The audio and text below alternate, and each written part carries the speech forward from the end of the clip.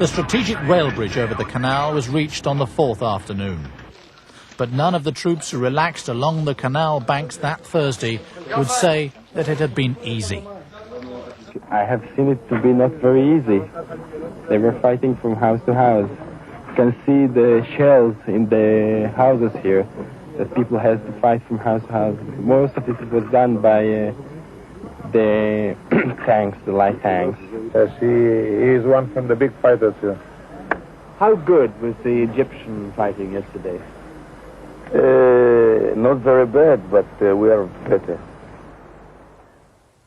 In the east, the Israelis began by cutting off Jerusalem from the bulk of the Jordanian army in the north, which also found itself quickly under fire. Further offensives north of Jerusalem seized control of the Judean hills. Within 3 days, most major centres west of the Jordan were in Israeli hands, including the ancient cities of Jericho and Bethlehem.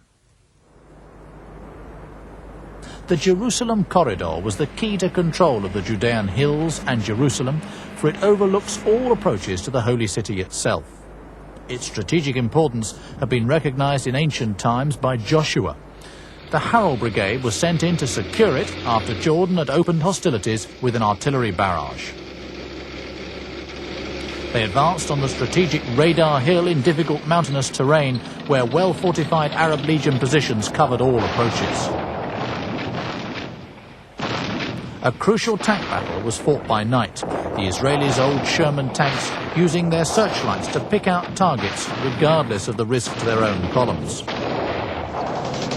The brigade finally broke through the Jordanian lines to seize the mountain ridge and road connecting Jerusalem and Ramallah, and Israeli jets used their air supremacy to decimate fortified positions outside Jerusalem and any attempts to reinforce them.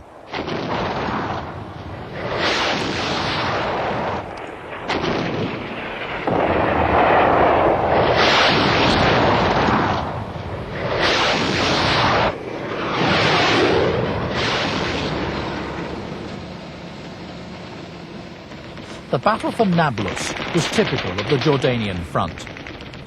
It was largely an urban affair, fought over the streets and buildings of cities and towns with deep religious connotations for Jews, Muslims and Christians alike.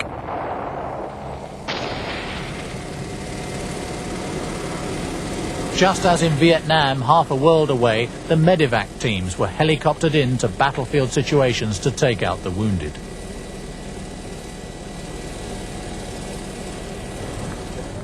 Reservists taken prisoner while still in civilian dress were evidence of the speed of the Israeli assault.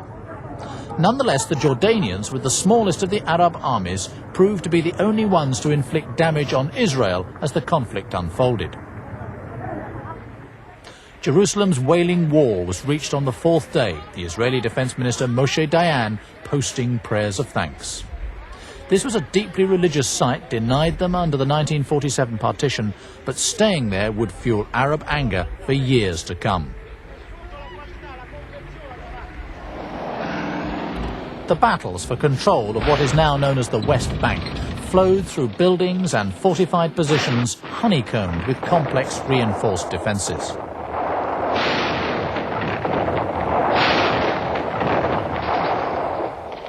Here was where they met the men of the Arab Legion's El Hashim and Hittin brigades, their most effective opponents. In the towns, troops found heavily defended buildings, some several stories high, all interconnected by deep trenches and protected by minefields. Here, too, the Israelis suffered half their fatal casualties of the entire war.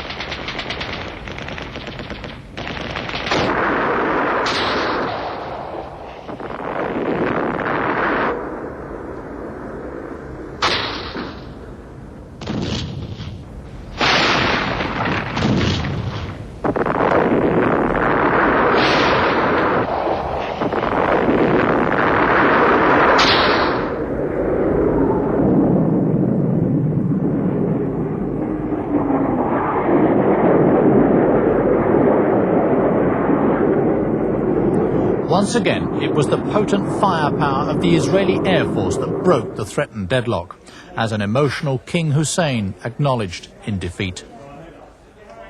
The battle was waged against us mainly from the air, almost exclusively from the air, with such overwhelming strength and continued sustained air attack on every single unit, on every single formation of our armed forces, day and night, right till last night. Thereafter, Israeli troops swiftly occupied villages and towns of both religious and political importance to Muslims, Jews and Christians alike. Here, Jericho, whose walls had fallen without a fight, just as in biblical times. Jordan, a reluctant ally of the Egyptians, had, in population terms, lost half its kingdom. Bethlehem was among the last Jordanian towns to be occupied.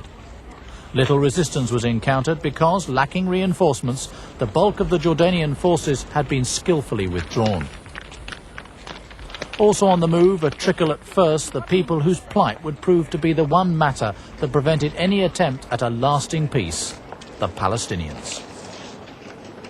Already, Arab propaganda was warning them that there would be no safe haven for them in the occupied territories. The desire to flee was further fueled by the fact that Jordan and other Arab countries paid them remittances. These would be unavailable if they remained in the West Bank. Few did remain to support the suggestion of a Palestinian homeland in the West Bank territory, and the opportunity to use their plight as a political weapon was not lost on the defeated Arab nations.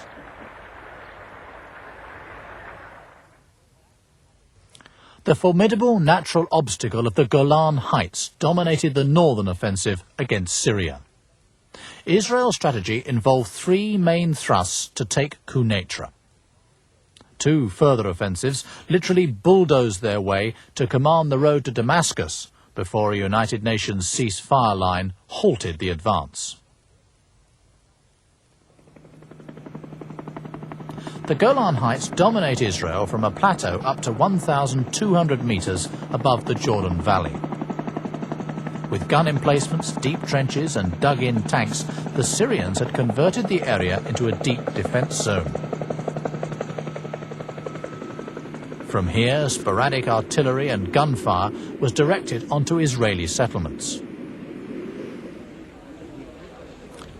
Briefing the officers who would lead the assault, the Israelis stressed how Syrian deployments obviously relied on the difficulties of the terrain to aid their defences.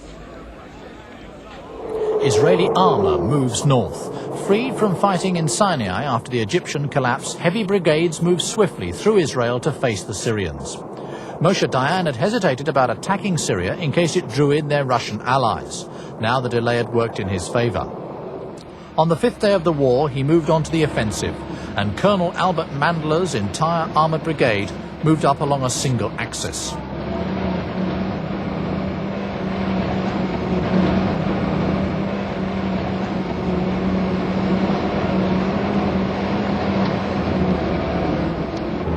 To force their way into the mountains and through the complex Syrian defences, they played an unexpected card. The assault was led by an engineer detachment with a company of bulldozers, which forced a way for the tanks up the rocky hillside. All of them were hit in the action, each losing several crews to concentrated artillery and machine gun fire before their job was done.